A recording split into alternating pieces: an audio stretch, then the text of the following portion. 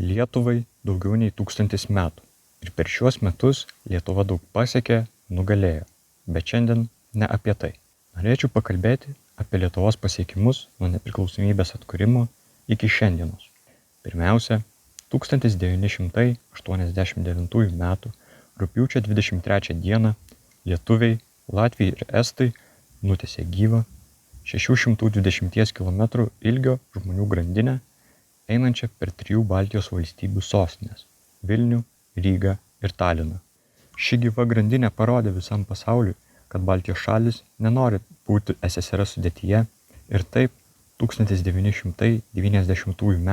kovo 11 d. buvo atkurta Lietuvos nepriklausomybė.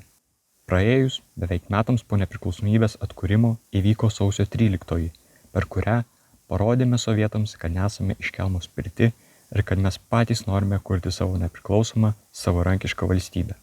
Taigi, iš tėvynės išvarę sovietus, tai yra inkarą, kuris mums neleido judėti pirmyn, pagaliau, po kelių dešimtmečių gyvenimas Lietuvoje pradėjo linkti į gerąją pusę.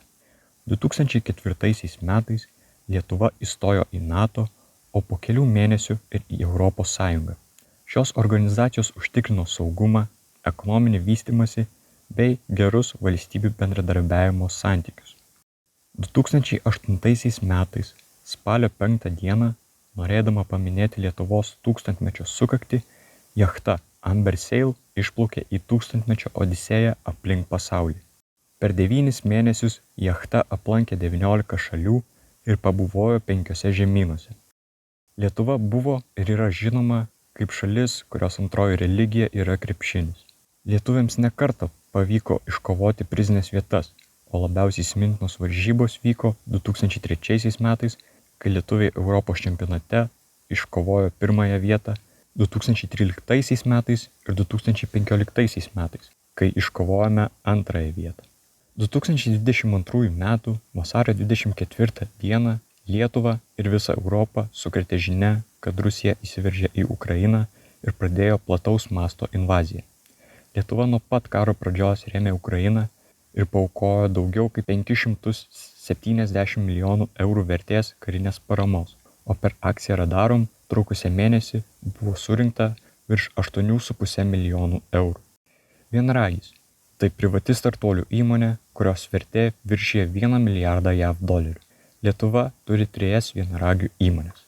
Vinted – tai naudotų daiktų elektroninis turgelis, Nord Security – kibernetinių paslaugų tiekėjas ir Baltic Classifieds Group – lietuviškai Baltijos skelbimų grupė, kuri valdo 14 skelbimų portalų Lietuvoje, Latvijoje bei Estijoje.